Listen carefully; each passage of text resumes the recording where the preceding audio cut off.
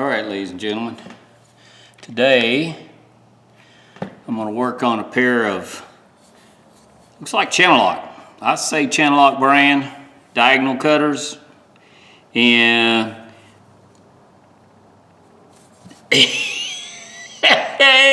it's taking some work to get them apart. Anyways, the gentleman that gave me this is a young man. He's probably 16, 17. I think he's 16 years old. Anyways, his dad used to work for me years ago. Good worker, good young man, good worker. Anyways, they watched my channel and they were cleaning out his grandpa's truck, transferring tools from one truck to another, and they found this in a bed. And his grandfather is a electrical contractor, a real good one.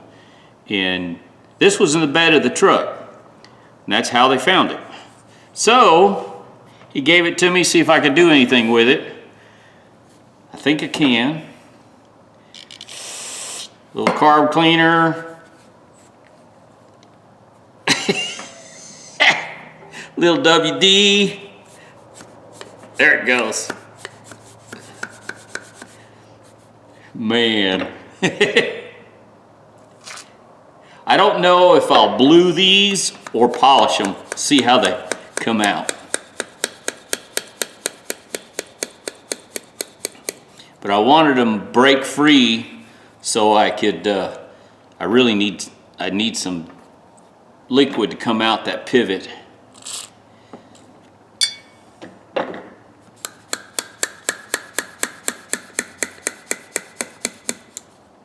Yeah, there we go. I can see it coming out that pivot. These might be pitted pretty bad. If they are pitted real bad, then I'll blue them.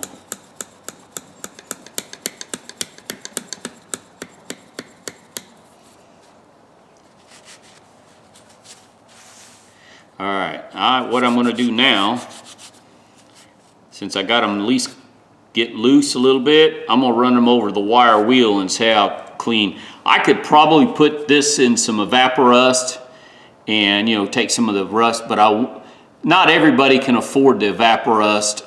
So this is gonna be a quick clean, something easy anybody can do. If you got a wire wheel, you can do a lot on a bench grinder.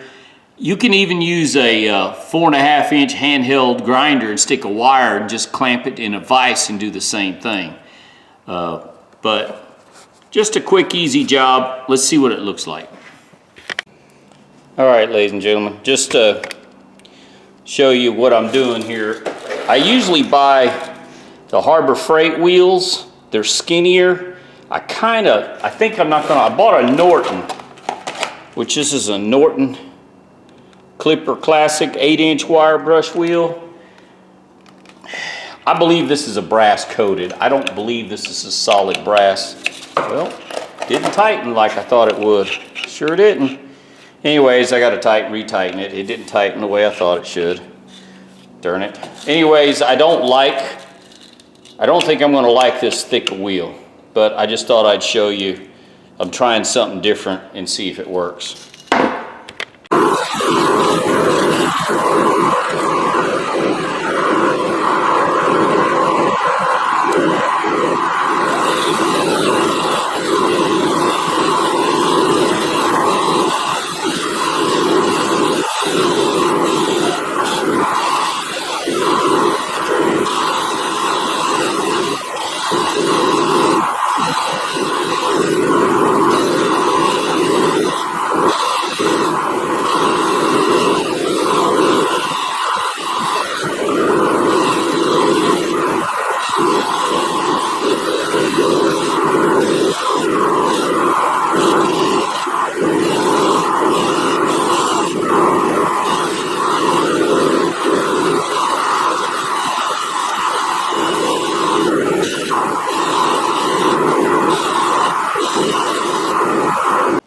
First of all, ladies and gentlemen, this sucks and sucks bad.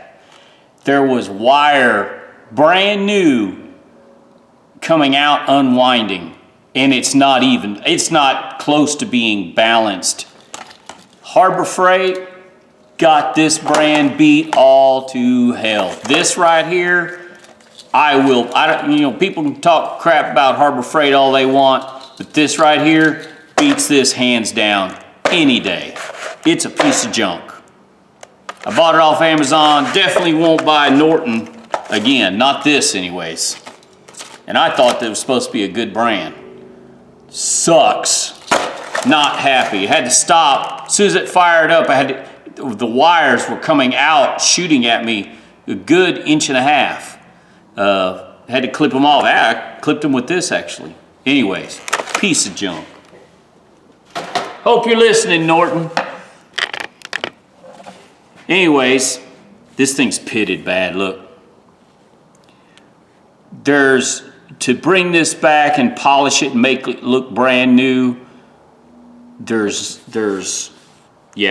no need for it. This is just gonna be a good used tool. What I'm gonna do, I'm gonna take a little sandpaper and clean this up a little bit more. Take my dribble and clean the edges up, and I'm gonna blue this. The handles, I think I'm just gonna go ahead and clean them. Just take this stuff off. Channellock's probably got the best coating material out.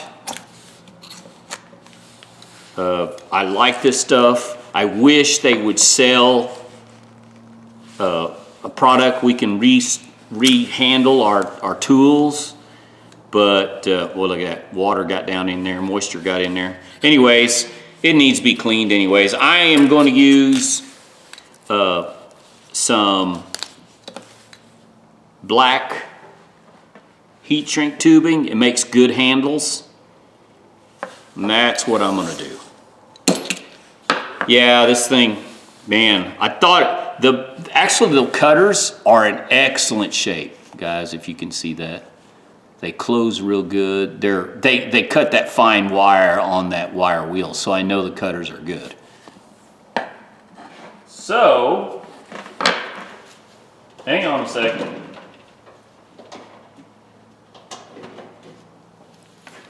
Little journal tool action.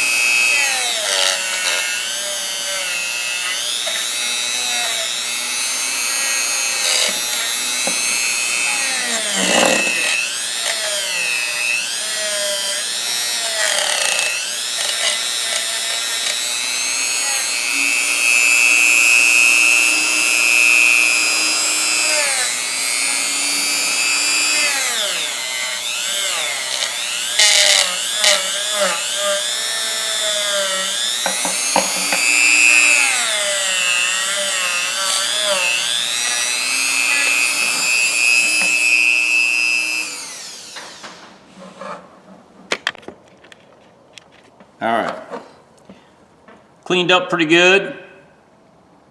Handles are in really good shape. The pitting is on this.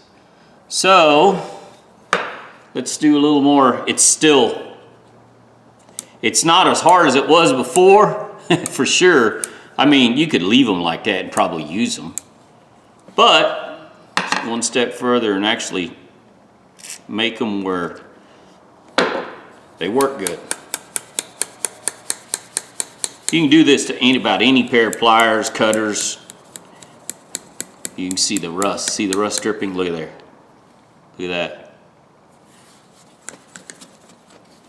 Normally, I do a couple times with I squirt WD, then carb cleaner, WD, then carb cleaner.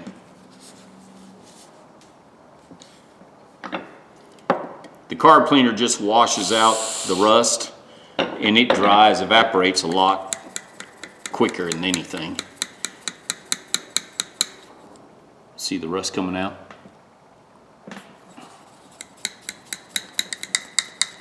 Now you can see rust on the pivot on the top.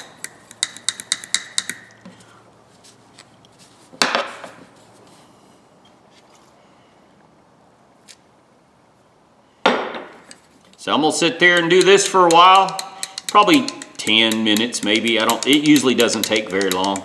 These I don't think are that bad. See, the rust is already almost nil. So I'll do this for a little bit more and then clean it up and blue it.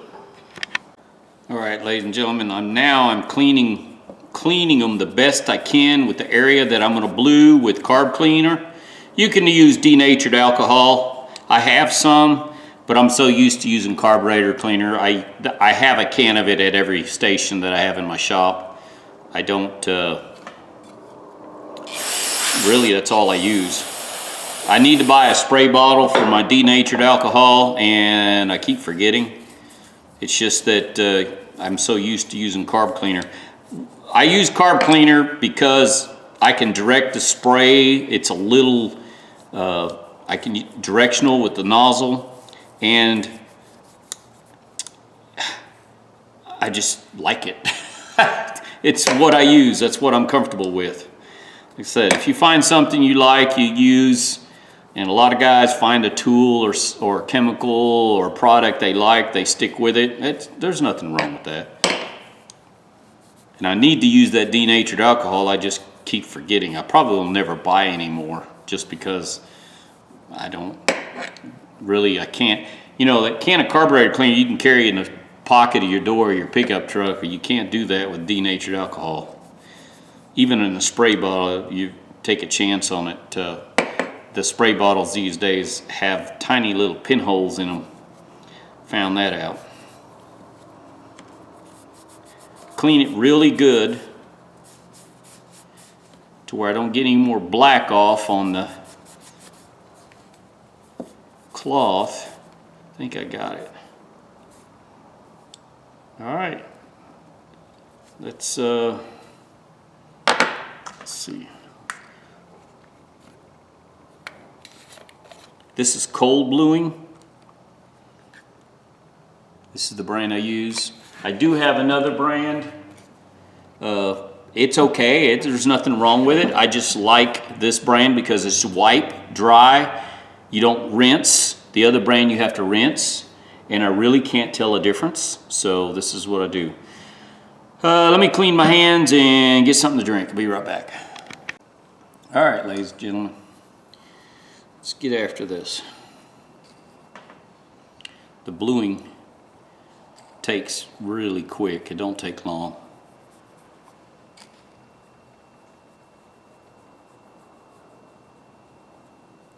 And I'm gonna do this twice. I'll coat it twice.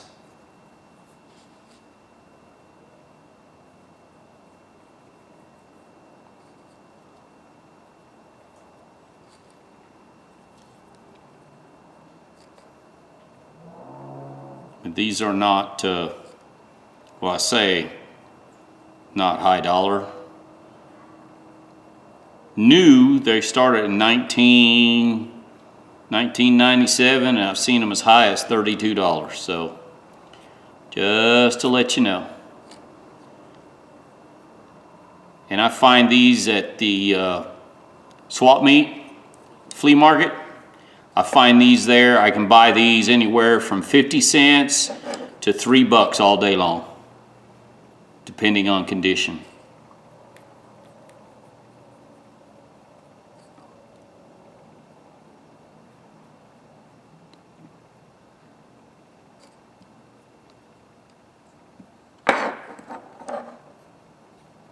.337, I think they're called, Channellock 337s.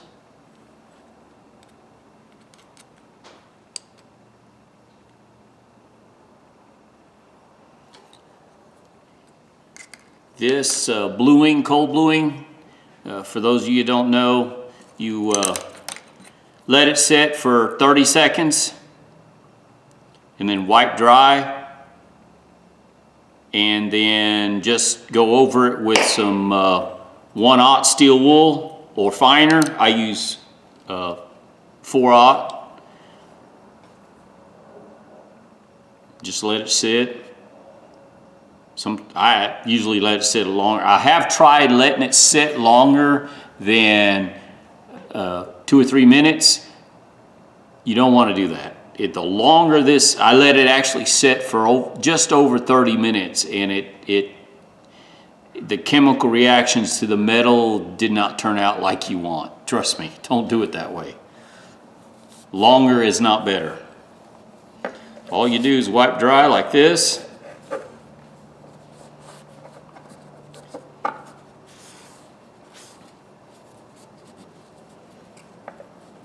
Now there's going to be parts that I cannot get very well.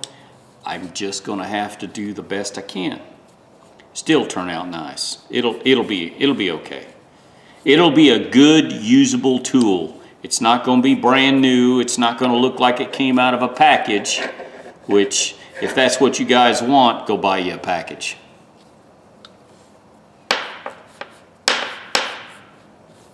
All this is a good usable tool, and make it usable. I mean, it wasn't really usable the way it was. Barely opened. See, I missed a spot there, but I can get it on the second time around. Won't be a problem.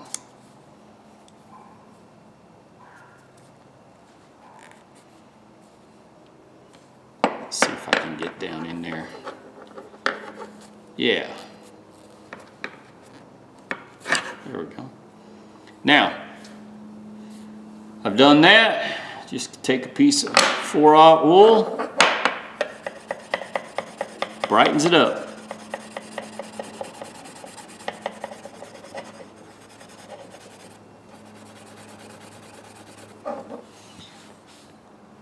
Still getting a little bit of liquid coming out of that crack, but that's all right.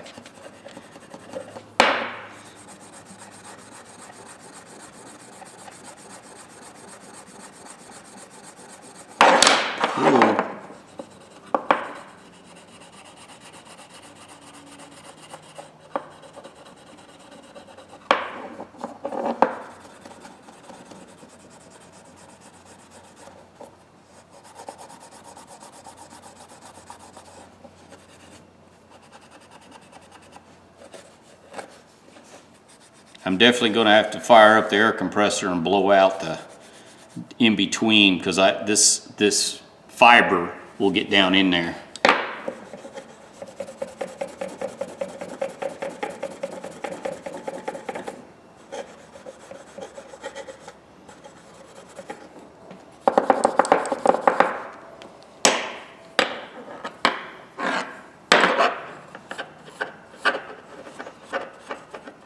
Now, something that I have done before, and I'll show you here in just a second. Let me find it.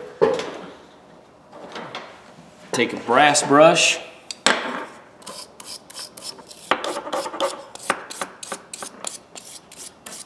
And you can clean it up with a brass brush. You don't have to use a lot of force, kind of like brushing teeth. You just lightly polish it.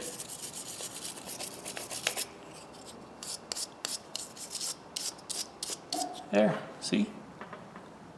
Cleans it up. I mean, you could do the whole thing with it. So long as you don't do it hard. Here, that's where it's not been, see how dull it is? See how shiny this side is? Watch what I do with the brass brush. It does the same thing.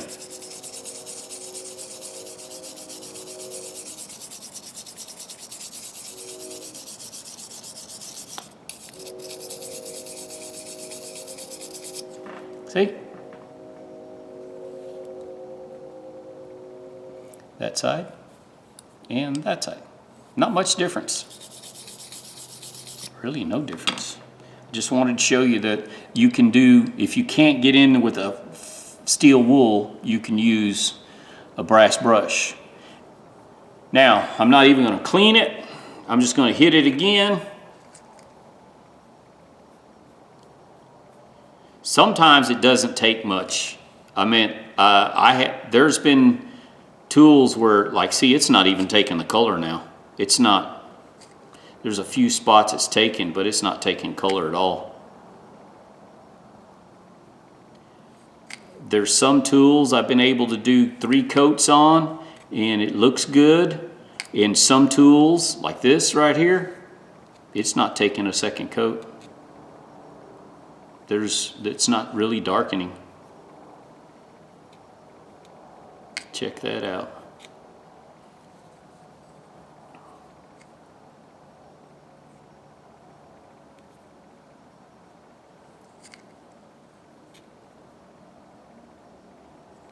So, but I have it out, so I'm doing it. Excuse me.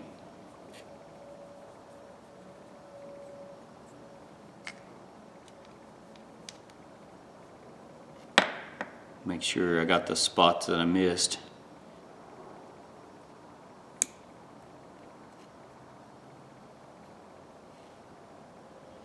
All right, ladies and gentlemen, I'll wipe it off and go back over it with some steel wool, and then we'll put the we'll come back and put the handles on.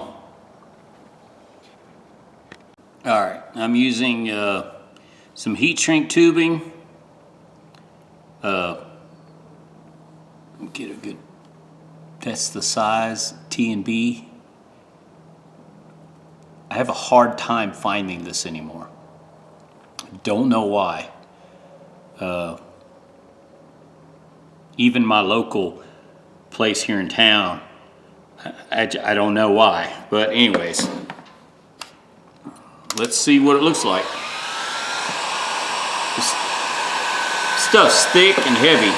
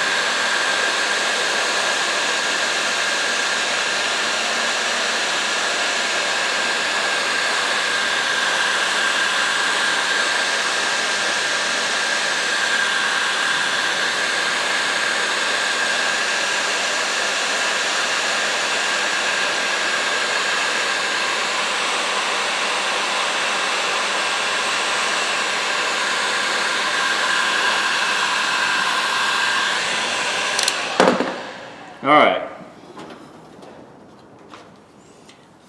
I'll show you one side and then I'll finish the other side, but normally what I do is I cut it like that, And then I have that fiber wheel over there, and I'll take it on the fiber wheel and clean that up.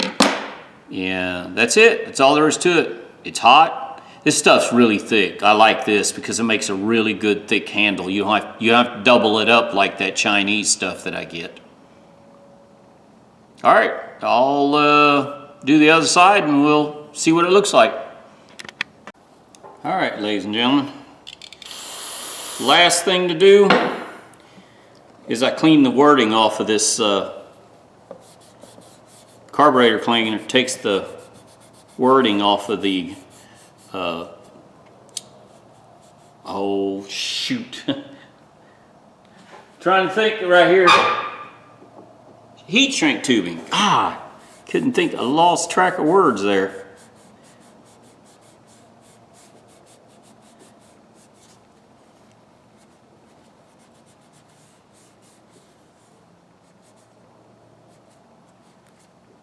The ink comes right off. There we go. All right, I went on eBay and looked. There's a pair just like these, pitted worse, for $13.10. I think that's what he was asking for. It's like, holy moly. New ones are $19 on up. And this one, there's no problem. It works just fine now. And, I mean, the cutter's in good shape. And I know they work because I cut the fibers off the wire wheel, so there's no problem not cutting. The handles, though, are black. So they look kind of like an old pair of Craftsman or Williams. But I've got another one. I had to go to my toolbox to get it. This is a Channellock 337. Identical.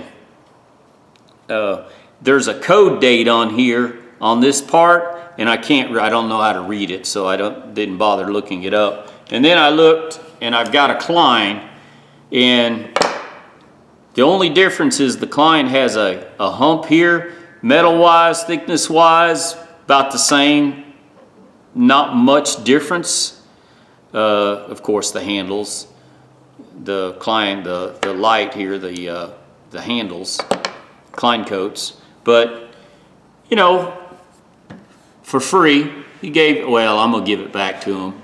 But I can buy these all day long at the flea market or the pawn shop for anywhere from 50 cents to maybe $3. I don't think I've ever really given more than $1 or $2 for a pair. And they were in good, matter of fact, I know this pair here, I cleaned it up and polished it lightly, and I know I have less than $2. I think I got $1 in this one. So, you know, see, on the bottom end, I took it on the fiber wheel and just cleaned them up just a little bit. Tried to make it even to look like maybe it might be a factory look. But if you just look at these, you would think that, you know, the handles are store-bought. That heat shrink tubing works great, guys. It's hands down better than that Dip It stuff. If you want to buy that Dip It stuff, you buy it. I will never, ever buy that Dip It stuff again. It just does not work at all. Okay, I take it back. It does work limitedly. You have to buy 2 cans if you want to get through depth, because every time you stick it in the can, you'll lessen the amount in the can, so you got to keep adding it, and they get dirty. So that rubber, whatever that coating is, it attracts dirt. Where this heat shrink tubing is very easy to clean, insulated now. That's an insulated handle. Also, carburetor cleaner, most cleaners don't hurt it at all. Nothing really bothers it. I have put one of these on the exhaust manifold and melted the rubber. That's about the only way I've damaged it. There you go. I mean, nothing fancy. I didn't, you know, I probably could have put this on a flat disc and just took a lot of the metal down. It's pitted too deeply. And plus, there again, this is a good used tool. This is not something, it's not a piece of art. There's no reason to polish it to, you know, better than new. When you find these things, they're pretty rough shape usually if you're buying them for $1, but a little bit of time and you can bring them back to a really good usable condition. And that's all this is. This is a good used tool. There's no, you know, this will cut wire all day long until you wear out the cutters. You know, that's what the tool's for. Use it when you need it. But something like this is not something you'll use every day.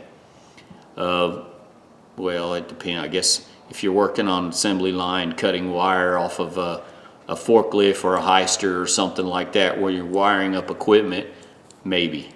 But most of us use these rarely.